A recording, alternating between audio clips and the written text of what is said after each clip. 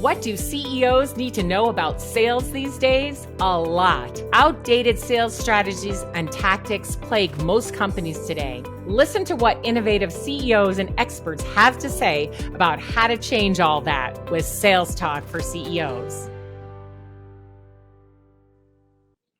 I love all the conversations I have with CEOs, and occasionally I like to bring back an earlier episode. When I interviewed this CEO, his product was still fairly new, and he was having amazing success with his inbound model. Introducing Scratchpad. If you haven't heard of it by now, you better go look it up. It's an innovative workspace that generates leads and boosts sales like no other. Pouyan Salehi and the team behind this game-changing platform provide a digital workplace that empowers salespeople to be their best by removing all the unnecessary clicks, tabs, and distractions that plague the modern sales tech landscape. But how did Pouyan come up with this game-changing solution? The journey started long before because he had struggled, like most do, getting sellers to enter information into the CRM. Sound familiar? And here's the secret sauce. They created a delightful experience for their customers. By leading with giving first, they've won over raving fans who can't stop talking about Scratchpad's impact on their productivity. The word of mouth marketing has been phenomenal, drawing more inbound interest and fueling their rapid growth. Enjoy the show. Hi, welcome to Sales Talk for CEOs. I'm Alice Hyman, and today my guest is Pouyan from Scratchpad. I'm really excited. He's a serial entrepreneur, so this is his second startup, and I'm excited to talk to him today because they are doing amazing things in this space after only 2 years. So welcome. Thank you so much for having me. Excited to be here. Yeah, tell us a little bit about what Scratchpad does and why people are so excited about it. Yeah. Well, what we do is the way we describe it is it's really the first workspace for revenue teams or salespeople. And really what that means is if you look at how salespeople work today, everyone has Salesforce, but most folks are doing, or some CRM, but at the end user level, account executives, account managers, customer success, most folks are working out of things like Evernote or MacNotes or spreadsheets for their pipeline and account management. Tasks are all over the place.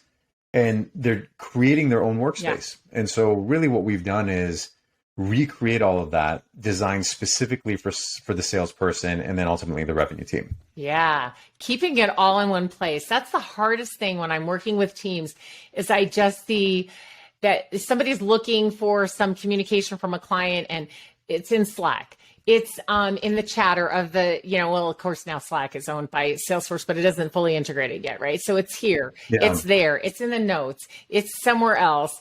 And somebody's trying to pull all this together. It's very difficult today. And I think for leaders who are trying to, build a good forecast, it gets really hard because the information is just not readily available. Well, I think there's two parts to that, or actually more than two parts, but one of them is, hey, do you have the information available so you can forecast? But the other one is there is this drag that has been put on sellers and salespeople. And the way you just described it, I think is spot on, which is, if you look at sales as a craft, it's just a job that you need to do. But if you really study how salespeople work, there's stuff all over the place. Like you said, information's all over the place. Notifications are being thrown left and right. And in a way, it's actually surprising that people are able to get anything done in that type of environment. And what we did is we actually looked at similar, I guess, analogs. They're quite different in different spaces. But think of, if you think of the work of a chef, they have a kitchen that's optimized for what they do. It's not like, all right, all the veggies are in one place and then some are over there, but then you have to go go through 3 doors and come back over here, or the oven's over here. And so it's designed for them to be able to be their best at their craft. A musician, same thing. An artist, the same thing. And so we took that lens and said, well, gosh, if sales is also a craft, shouldn't there be a digital workspace that helps cut out all the noise, helps reduce all of the clicks and switching of tabs and breaking context and flow, and helps somebody be their best? At least help, gives that environment for them to be able to do that. And that's something that one we just love working on, but we think should also exist. Yeah, it needs to be at our fingertips, right? It needs to be easy for us to do. And I think Mm-hmm. salespeople are so busy today, and they do have information coming at them from so many channels: LinkedIn, email, Slack, any other social media channel that is text. Like sometimes when I've Yeah. got a client messaging me, I'm trying to remember, did they send me that message on LinkedIn, or was it on my text, or was it in the Slack channel? Where is that information? So I think it gets hard for salespeople to juggle all of these channels. So enter Scratchpad. Yeah. Yeah. In a way, it was interesting. You asked, like, what is it that we do? And if I were to trivialize it, or maybe really simplify it, it's like we just remove clicks, Yeah. right? It's a lot of the things that reps are already doing, but we just redesign them in a way that when you use it, and we've had a lot of our users who are top performing account executives say this, it's like you lifted a ton of weight off my back, or like Yeah. I could breathe and actually start doing my work now. Yeah. And that's really it. Yeah. Love that. So you got this great idea to start Scratchpad. Let's take you back to that time. You were you had Persist IQ going. Maybe you were probably thinking of exiting at that point. I don't know, but tell us how you got the idea for Scratchpad and how you began. It's an interesting journey because as you mentioned, my co-founder and I, we've been working together for a long time now, 9, 10 years, even well before Persist IQ. And we started that company together to solve one of our own problems that we experienced in trying to sell. And so we knew we had a lot of empathy for salespeople, for the sales tech space. Having been in it for years, even then the idea for Scratchpad wasn't obvious to us. If it were, we would have worked on it earlier. But it really came from connecting a bunch of dots that came through observing how salespeople work. Because this idea that Salesforce is critical to any sales organization, but is difficult to work with, has existed for a long time. Right. The idea of trying to make it easier to enter data has existed for a long time. Right. Many companies, many products have tried to solve it. And there's actually a graveyard of ones that tried and didn't make it. And there's some that are kind of living zombies. And there's some that are like features of much larger platforms. And so it's not like we had any unique insight on, all right, this is like a new problem. It's like, no, this exists. But I think what we observed was the way everyone had gone about it was wrong, in our view, which was either too narrow. So it's, all right, I'm just going to create a note-taking app for Salesforce so you can take notes. I'm just going to create, this grid view that helps you update your pipeline. And the reason that's a problem is because if you really study how people work, they don't want like 10 different tools where what's one for each thing. It's, I just want simplicity and I want speed. Like as a salesperson, I don't want to learn a bunch of new tools and go to a bunch of different places. It's like, let me just do my job and get out of my way. And so that was one piece that really stuck with us. It said, okay, how might we be able to do that? And then the other piece too was most of the technology that was built took forever for an individual person to get any value out of it, right? You had to go through all the setup process and go through all of this training. And hopefully at the end of this so-called rainbow, there was this pot that should be like better tech to help you sell. And so it was through those two pieces of information that we put together and said, what if we did something that was insanely intuitive, insanely fast, insanely simple, that any rep could just install in 30 seconds or less and start getting value out of it right away. And then it was comprehensive enough and flexible enough for them to be able to use it in the way they wanted. And I think that's the other piece that's really critical is overly opinionated software actually excludes a lot of folks in the way that they work, because it's like, no, you have to enter the product or the experience in this way. You have to take notes this way. You have to log it in this way. And one of the really interesting things we're learning a lot about is there's actually a lot of diversity in sales in the way people work and process information. And so making a system that was very flexible on the front end, but then still worked with this very rigid structured database on the back end and Salesforce, that was a pretty big challenge, but that's what we've been able to do. It's so interesting that you say that, because salespeople do work differently. All humans work differently. And one of the biggest problems I see when trying to get user adoption for tools inside of a sales team or a go-to-market team of any kind, or even just business people who have to adopt a new tool, right? In general, is that your brain doesn't work the same way my brain does. And so you say, use this tool, and I look at it and I go, oh, I don't understand it. Where the other person goes, oh, yummy, this is perfect for me. And then there's somebody That's in the right. middle going, oh, I can figure it out, right? Because our brains work differently. And I don't know, some people know that I used to be a public school teacher, and I worked with special education, and I was a reading specialist as well. And the same thing occurred to me as I'm working with all of these kids as, hey, school is trying to make them do it this one way, but they don't learn Yeah. that way. And so they seem like they're stupid or, failing in some way when it's not that at all. They just need a different way, and then they can do it. That's right. And so if we just take into consideration that all humans learn differently and all humans process differently and their output is different as well, but it all can be just as good, right? And then Yep. when we do tool adoption, we have to remember that. What's great about your tool, though, is that it's allowing each person to have whatever their way is and still be able to use the tool. Yeah, and I think we actually published a piece on this, an article not too long ago around neurodiversity. Yeah. In the sales space, and specifically to product design and how that it's a really critical component in our view. But there's this tension, this conflict that exists because you need to have structure, you need to have process for to grow the revenue team, right? It's not just about any one person, but as most leaders know, it's about an entire organization. Right. And that process is critical to be able to scale. But at the same time, what you just said is people work very differently. So in terms of, how do we best support our sales reps? How do we make sure that they have everything that they need to be at their best, which ultimately means that they're delivering the best experience for our prospects and our customers? And a lot of folks have kind of looked at it as how do we control it more and add more rigidity to it? Whereas the real answer is how do we actually support them to be their best? And sometimes that means being more flexible. Yes. But you still have to work with that constraint of that structure. And so it's actually a really hard design problem that most folks won't ever see in holistically in our product, because we see it. We work across all these incredible companies.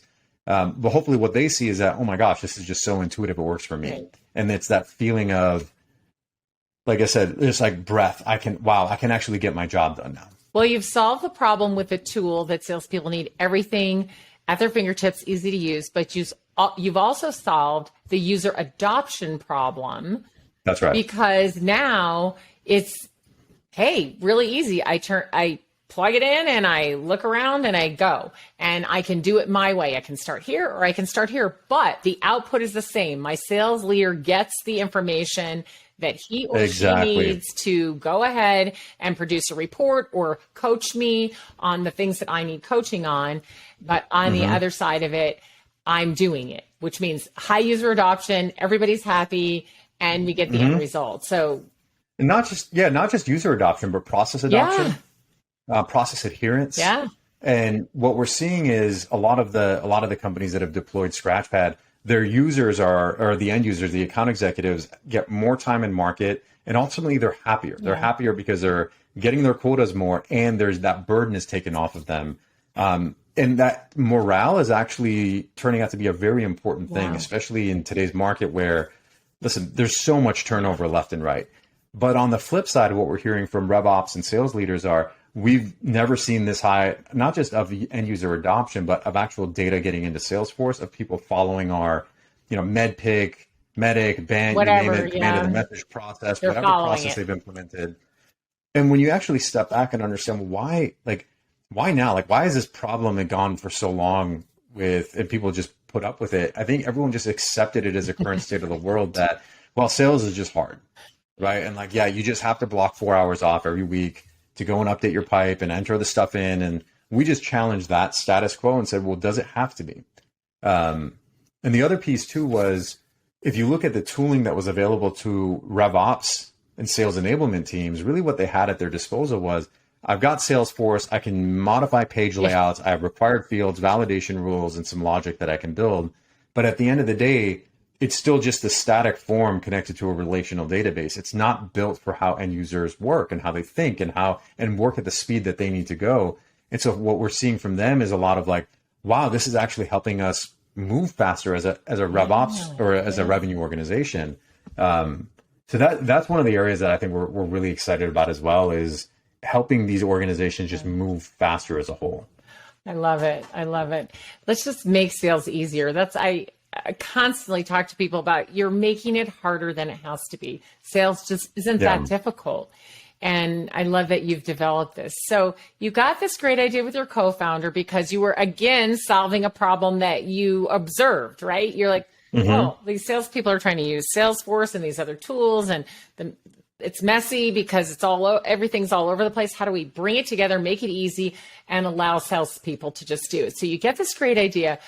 And what did you do first? Did you just start selling it to people to see if they thought it was a good idea? We did. No, we did, because we've been around. We've tried to start different products and different companies for a long time, and so we knew how difficult it actually is to build something that people want, will use, and will pay for. Right. And the building part, and this may be controversial, but the building part can actually be easy. The hardest part is knowing what to build, why to build it, and how to bring it to market. Now, we're not building hard tech, right? There's no hardware here. There's no AI or core tech that we're building. That's why I'm saying the building part of it is easy. It's mostly a SaaS application. So what we actually did is we tried to sell it first, but in our sale, it's different. It's very different because we have what's called the bottom up or product led growth motion, which is individual reps can sign up and just start using it right away. Yeah. And so, but our sale was not actually an exchange of money. Our sale was, can we find a handful of account executives that will use Scratchpad as their default? Nice. Yeah. And the way, so the objective we set ourselves was simply that: can we get adoption and can we get retention? Because salespeople, for the most part, at least from my experience, aren't out there trying new tech and excited about learning new, going through training programs. Only forget some are, but for the most part, it's like, I've got a quota to hit. Right. Half my depends on it. Like, just get out of my way and let me do that. I don't have time for this. Right. And so we knew if we can actually get some folks to truly love it and not say they liked it, but we saw it in the data, then we knew we actually had something we could kind of go pursue. Yeah. So we actually spent the first quarter or two just on that. And we learned so much coming out of that, but that we were able to do that. I remember with one user, he said, the first 3 apps that I open when I come in the morning are email, calendar, and Scratchpad. And I was like, okay, we now have, and this was after 2 weeks of using the product. We're like, okay, we now have the workings of something. We need to dig a lot deeper. But that was the equivalent of our initial sale. Wow. Okay. So who was doing that? Were you actually contacting salespeople to use it yourself? I mean, I was doing outbound myself and reaching out to folks. And I think, the sale part of it, doing that early is really important because you're also testing your value prop. You're testing why would somebody even care about this thing? And so we actually tried to orchestrate and architect our messaging. And we learned a lot about how to position, how to message, which ultimately then feeds into your later sales process. But we kind of use that as a whole design phase, not just for the product, but our entire go-to-market motion. Yeah. So, and of course you were using it yourself. So as you learned more and you used it more and they used it and gave you feedback, that was probably very helpful in getting the right words to talk to people about it, because you're using it yourself and you're hearing back from those salespeople that you personally talk to. This is why I think it's really important, especially in the early days, for the CEOs to talk to the people they're selling to. And even after 10 years and 20 years, sometimes it's good for CEOs to get back and talk to the people who are buying their product, right? Yeah. So you can hear, or even the ones that, or the ones that aren't, but should be. Yes. Right. And understanding what language they're using. How do they view the world? Yeah. Right. Because we, as builders of both companies and products, like, you see all these things that it should be, and it's so cool, but like the buyer or the prospect may see something completely different. And sometimes it can be really emotionally difficult to actually step into their world and see what they're seeing, because they don't see all the nice flashy stuff. They're like, I don't really get it. I don't see how it's that different. Like, why wouldn't I just use that thing? And they're like, well, no, but it's just all this other cool stuff. And really what they're saying is there's no value here in it for me, or positioned incorrectly, or I don't quite get it. And so I think being objective is really hard, but it's critical. And then also just going into every situation with curiosity and saying, it's not a reflection of what we've built. It's really Right. how best can we understand this person on the other side and how they view the world. Yes. And how best can we serve them? 100%. I always talk to CEOs about their role in sales and how that changes from the time you founded your company or came into your company, if you purchased it or, came in after the founder, and where you are today, right? Your role will always change. But I think an important part of that role is staying connected to the customer experience and being able to understand the customer's point of view, looking in at you, and what does that customer see, not what do you think they see or what your salespeople tell you, because I think you lose touch with it, and it's hard to set a strategy when you don't know what your customers are thinking about your product or how they're using it. So I think part of the CEO's role should always be to stay in touch with that customer experience. And it sounds like you do that really well. Now, in your journey, it's only 2 years in, but you've done this before. Mm-hmm. So you were doing all the selling. I don't think you're doing all the selling now, or you wouldn't be scaling the way you're scaling. So how did you start to build the sales organization, the go-to-market organization? What did you do first? You said, okay, listen, I can't do all the selling anymore. I got to run this company and scale it, talk to investors, do all the things that you do. So what hires did you make, and how did you decide how to do that, and who's selling for you right now? So let me start with what we have right now, and I'll work backwards into how we got to this point. So we actually do have what you would call a sales organization now. We have a head of sales, we have a team of account executives, but we also have 2 other roles or kind of teams that work with that. And so we never actually started thinking about it in terms of when do we start selling and when do we build a sales organization. We more backed into that. And I think the framework that I've used is, how do we create value? And then the second part is, how do we capture some of that value? And sales will play one small role in that, but it's more, we kind of started with, how do we design and orchestrate this entire go-to-market motion? Because it's fairly complex, where you have a bottom-up motion where the end users are getting a lot of value, but they're not the ones that are ultimately making the decision to do a full, revenue team rollout. And so it ends up being a very complex sale. And so we recognized that early on and said, okay, well, we need to actually proactively design this in the same way that we design the product. We need to design our go-to-market motion. We need to understand it. We need to know who all the different players are and what their view is and what their, it's nothing new. It's all the stuff that there's content out there written for. But I think what we did is tackle it all head on at first and say, all right, how do we approach this holistically, instead of let's just try to sell just to individuals and then later on we'll figure it out.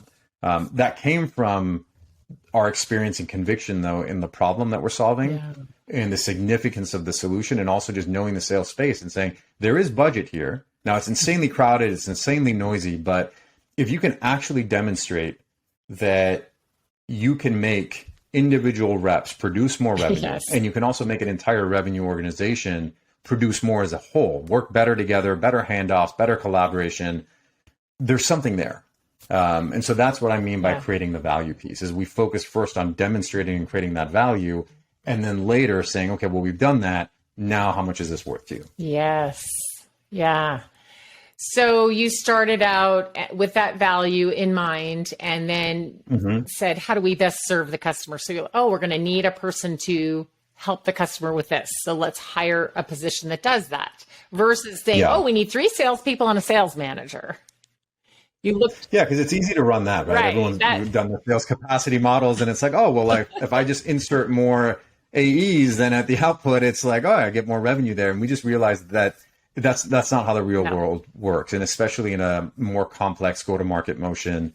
So we actually we did bring quote unquote like salespeople or account executives in, but a lot of the work that they did, it was really interesting. We learned that for our model, a lot of the traditional B2B SaaS sales experience doesn't translate that well. Tell me more about that. And so, because what we do is we actually lead with giving first, right? That concept of creating the value and then capturing it, that's not how most sales organizations work. And so for a lot of folks, we had to actually help train and say, all right, a lot of the things that have made you successful in the past may not make you successful here, just because it's a very different model. And for some folks, it was very easy to pick up. For others, it's a pretty big shift because you almost have to go on the space where like, it's not the hard sell. It's not a, hey, your trial's going to end here. And, if you don't make a decision, then, goodbye. It is much more consultative. It is much more, now you still have to draw lines somewhere. sure. Otherwise it just carries on. But that's where it becomes a little bit harder. And honestly, we're still figuring a lot of that out. Like you said, we're 2 years in. Yeah. We've had a lot of success so far, but I think most of the work is still ahead of us on how do we scale this to whole new heights. But we recognize that early, that it was a very different model than most B2B SaaS companies. Is it a model similar to what you had at Persist IQ, or did you completely change from that? It's completely different. Yeah. That was what I would consider more traditional, right? You would sign up, there's a free trial, you try, you have a trial period at the end of the trial.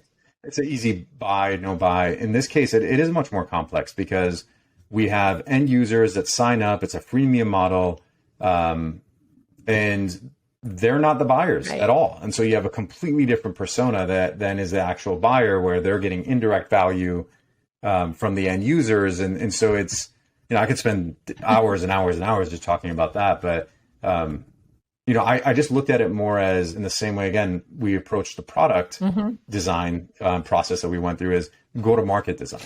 And how do we orchestrate all of this? And how do all these complex pieces fit together? And it's been fun. I mean, we've actually taken that approach. We've learned a lot and have come to some unique insights that work for us that probably wouldn't work for other organizations, but I think that's what makes it special. Well, I think they actually might. So I think that people should start to consider some of these other ways, right? And it sounds like your company's very focused on customer engagement and you're interacting with them where they are. So if you've got 3, 4, or 5 users from one company who signed up on their own because one salesperson started and then they said, hey guys, you should do this, or gals, you should do this, let's go, you get this, it's free, and then now there's 6 of them using it, right? And they're all talking about how they use Scratchpad.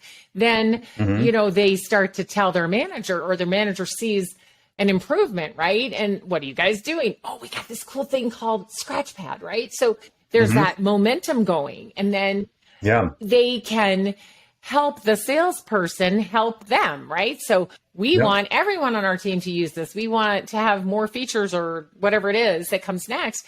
And then they're almost guiding the salesperson into how to talk to the sales manager and, work at a higher level, right? Yeah, that's absolutely right. And I think that's back to that principle of creating that value. Yeah. And I think both at the individual user level, at the manager level, at the RevOps level, at the organization level, where we lead with that first and then we do that with the conviction that if we have created that value for you, and if it is significant enough, then we know there's budget there, right? Because we're positively impacting how you as a as a salesperson, but how also your revenue organization is working. And so that came from having been in the space and knowing that, if there are a lot of companies that claim they create value, right? But the substance just isn't there. And so what we did is said, let's just go for the substance. Forget all the fluff, right? We will go straight for the substance. We will demonstrate it to you. And at that point, then we'll have that conversation. So how does this impact the way you built your whole go-to-market team, right? So you have a sales organization with a manager and some salespeople who are doing this bottom-up approach and getting the guidance they need to get into these larger organizations at a deeper level. How do customer success and marketing work together to really help with this customer engagement? It's a great question, and it's not just customer success, not just marketing. Also, like support, product plays a really big role in this as well. Good to hear. And I think it starts with the very top. With me and my co-founder, I think we both believe it's not, especially in the type of work that we're doing, the sale isn't just dependent on the salesperson. All those other pieces have to be there for us to be able to create that value so then they can capture. Now, there's some unique things that sales does that they're the experts at. And in the same way that for customer success, like retention and expansion isn't just on them. We can't just have them. They may be responsible, the primary responsibility for driving those metrics, but they're not the only ones. Like the product has to be there. It has to work. There has to be substance. we have to have sold to the right type of company in the first place. If sales is closing, quote unquote, unfit deals, but then we're expecting CS to just solve everything, that doesn't work. So we actually instill alignment across the board from the beginning. It's been a core part of our culture, and that's what helps. And in a way, our go-to-market motion has to be aligned, like it has to be very balanced, where all these pieces play well together. Now it's hard because it's a lot easier to just operate in silos, and there's just like, oh, you throw the ball over the fence and now it's sales is running with it and it's just CS. But we think this is just a better type of way to build a company, at least for us, especially when you have a bottom-up motion, but you're selling to, fairly large size companies. Well, you already understand what many CEOs are still trying to wrap their mind around, right? This alignment. Like, we've operated traditionally in corporate America in silos, right? Marketing, sales, customer support, product, everybody doing their own thing. And like you said, tossing the ball, hey, it's yours now. And then the salesperson sells it and it's like, hey, it's your problem to manage this account and, it just doesn't work. And further, customers don't want to be treated that way, right? Yeah, it's a terrible customer experience. I mean, it's funny. We buy software and we go through that experience with others, and it's, you buy something and then all of a sudden it's like the sales process starts all over again when it's with CS. They do discovery again, and it's like, we already went over all this stuff. But you've already discovered that, and you've decided, look, we're going to align from the beginning with the way the customer wants to engage with us, so that we make a frictionless experience for them, right? It's easy for them to buy from us. Therefore, it's easier for us to serve them and have them grow with us. They may enter at this point where we were just saying, like, maybe 6 of the salespeople, but eventually we want all 5,000 of their salespeople. So we're going to keep this alignment very close, so that as they use it, the product works well. That's product's part. They get the training they need. That might be the customer success part. The account rep goes back in to talk to them about what's the next step, but it's all very seamless rather than siloed. Yeah. And that alignment makes such a difference to the customer and makes such a better experience for them. And I just really see that you've got a hold of that. And I know so many CEOs are trying to change that. Now, you're lucky because you're only 2 years in, so you got to kind of start that way. For people who are 10 or 20 years in and are now trying to get that alignment, it's a little tougher. Do you have any ideas or words that could help them from your own experience into moving more to this aligned model? Yeah, I do. I actually think it starts with a mindset. It has nothing to do with tooling or processes or any of that stuff. It starts with a very simple mindset that, I talk to my team about a lot, which is delight and experience. And so what we actually do, yes, we're a software company, we build a product, people purchase the product, but I was like, that's just one component. What we're essentially doing for every user interaction that we have, customer interaction that we have, is we're giving them an experience, right? So in a way, we're delivering an experience, and that experience should be one of delight. Yes. And if you continually do that at the micro level, all the way to the macro level, then what happens is you become this trusted partner, right? All the other things they don't necessarily solve themselves right away, but they become a lot easier, because then the expansion happens, because you've created so much delight up front for somebody that they're like, yeah, of course, like, I'm going to go bring this up. I'm going to be your champion. I'm going to do that. And I feel like for a lot of other companies that I've seen, that mindset piece isn't really there. It's more, what can I get from you? Yes. Versus what I was saying, we flip it around and said, what can we give to you, and where can we help you? Because we have that conviction that by doing that, we will get in return. Not always, but if you smooth it out over time, that we get plenty back. And so it really starts with that mindset of giving, of creating delight. I hate the word demo. Like, even though when we got on user calls and I tell my team all the time, it's like, you don't go into it with the mindset that I'm going to demo, because then it's like you have the script and you know what you're going to do. And that makes you blind and deaf to where the other person's coming from. And I don't think people remember features in this product and this. Really what they'll remember is a feeling. Yeah. And so your objective out of that call is, can you have somebody leave that call feeling something positive, feeling like they learned something, or they know how to do one thing in their job that they couldn't do before, that's better. And so it's just that small, simple little idea and that mindset shift that we've really taken to everything that we do. And so I think Yeah. for any leaders that are out there that are thinking about that is like, if you can instill that mindset and that culture and that value across the entire team, then that's when the alignment actually becomes possible. And then you can start connecting it together. But then you know that your product and engineering team is also thinking in that way.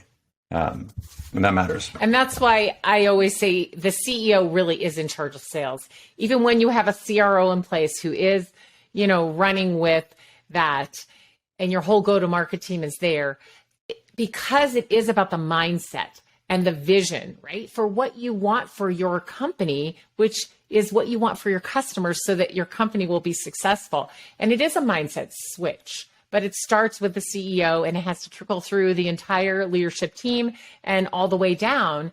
We are here to delight our customers. We are here to give them a great experience. We are here to give to them. So that's how we end up making money when we give to them. Yeah. And it sounds like you've got that really dialed in. I often ask CEOs to ask themselves this question, but then to ask their teams, what have we done today to make it easier to be our customer and harder to be our competitor? And if you can answer that each day, right? We're removing friction, we're giving, we're delighting, we're making a beautiful customer experience, then sales are going to be easier. And we won't be burning out salespeople at this tremendous rate that we happen to be burning them out at right now. Yeah. I think that's spot on. Yeah. All right. So what's the future hold? You guys are growing so fast. You've got so much inbound coming in. In fact, let's pause on that for a second. You've got all this inbound coming in. Tell us how you did that. And then tell us what the future of your organization looks like in order to handle, all this interest and to continue delighting customers. Gosh, a lot to unpack there. Honestly, most of it has been word of mouth. And I think it comes back to that simple mindset of giving first, creating such a great experience that, if you're on LinkedIn and you go, like, we're getting people left and right just posting about the experience that they've had. And so that came from a bet that we made that said, this creating a differentiated experience will pay back in the long run. And we're already seeing that happen. And so, we just enjoy doing that. That's part of our culture. That's part of our nature and how we operate. But it's also good business for us because then a lot of salespeople know other salespeople, both within their own company. And so when one user starts using it, it very quickly spreads. And what's exciting is it's not just about the product. It's not like, oh, that's such an awesome product, you should use it. But it's more about what it unlocks for them. They're like, I don't have to spend that 4 hours updating my pipeline right before the forecast call, or I'm actually, we had one user say that they generated $1 million more in pipeline because they actually had time to work and get more proactive. And so I think they're communicating it more in that way, which for us is really exciting. But that's really been it. And so, in terms of what the future holds for us, I think it's just going to be finding as many talented people that we can that are aligned with those values and that want to operate in that way and, delight customers in that way and sell that way, because it's not, and we're learning this when we're interviewing a ton of folks, it's not the norm. And so I think that's one of the biggest challenges, but opportunities that we face as well. Yeah. Well, you're creating raving fans, right? Which is great. I forgot who wrote that book. That is a book. I think it might have been David Newman Scott. I'll have to look that up and see. But creating raving fans, and then they're just naturally posting about it, talking about it, telling others, hey, because when we find something that we love, we want to tell other people about it because we want them to have something really good also. And I think that's a piece that many companies miss. They're not creating raving fans and they're not taking advantage of those people who think they're fantastic and know and love them so well that they would tell others about it. They're not creating that opportunity. So it sounds like you guys have got that dialed in really well. And so as you grow here now, you've got to attract the people who want to do what you're doing, who believe what you believe and want to delight customers. So I know you are hiring, so I'll just put in a plug for that. Anybody want to go work for Scratchpad? Please. On all fronts, from product to design to marketing to sales. On all fronts there. But it's, I've had a lot of folks ask me too, like, what programs did you guys put in place or how are you running this and that? And I'm like, we're really not. You'd be surprised how kind of like simple and basic it is, but it comes back to what I mentioned earlier is making sure that we're doing something of substance for somebody, that it's meaningful enough to them. And I feel like at least in the world of space or sales, which we know fairly well, if you're able to do that, then they're like, yeah, of course I'm going to help you all out too, because you've given me so much Right. first. And I think that's just the principle that we've operated with. Mm-hmm. Yeah. So this time around, what have you learned that has really helped you as a CEO? You got to wear many hats, as all CEOs do, but of course, keep your eye on sales and building that. What have you learned on this go round that might be helpful to the other CEOs listening? Early on, and I think we're still doing this now, but it helped us very early on. Just make sure we're going in the right direction. Was just be really objective and honest with ourselves. Because it's easy to get excited about, oh, that one user feedback came in positive and that one liked it. Oh, but that person, and you kind of discount the negative ones, but we leaned into those. And it came from this desire to say, we don't want to spend our time working on something that's mediocre. Right. We don't want to spend our time working on something that is not of something of substance or meaningful. We had done that before. My co-founder and I had built products that nobody used, and we struggled trying to sell it and market it, and no one really cared about it. And so we didn't want to go through that again because it's so painful. Right. And so we really approached things with this level of honesty and objectivity, and also broke it down to the substance of what is the core, like what are the core metrics that we need to see for us to show that this is actually working. It's not like we think it's working or like we feel good about it, but actually there's something here. And for us, like one of the first things we did is we knew that most sales tech tools fell flat because they never got adoption. The retention wasn't there. People didn't love it. And so we said, the numbers don't lie. Right. People are either using it and they're relying on it or they're not, regardless of what they're saying. So we instrumented the heck out of the product early on. And even though the numbers were small, but it gave us a good indicator to say, oh, we're either on track or we're not. And we've taken that same approach to most things that we do now and try to remove emotion from it as much as we can. It's hard. We're all humans at the end of the day. But I think just being objectively and honest, say, hey, like this isn't working. Yeah. And it's not a reflection of any, not taking it personally and just say, okay, how can we come together as a team and say this isn't working, but how can we make it work? Yeah, that's great advice. Really appreciate it. Gosh, it's been great having you talk to me today. We've got a lot of good ideas for our listeners, and I wish you continued success. I'm so excited about what you're doing. I'm so excited not just about what you're providing to salespeople, but the way that you're doing it as well. So thanks for that, and I will continue to watch you grow. And I'm excited for that growth. So thanks so much for joining me today. No, it was my pleasure. Thanks so much for having me. If you enjoyed the show, please like and subscribe, and we'll see you next week.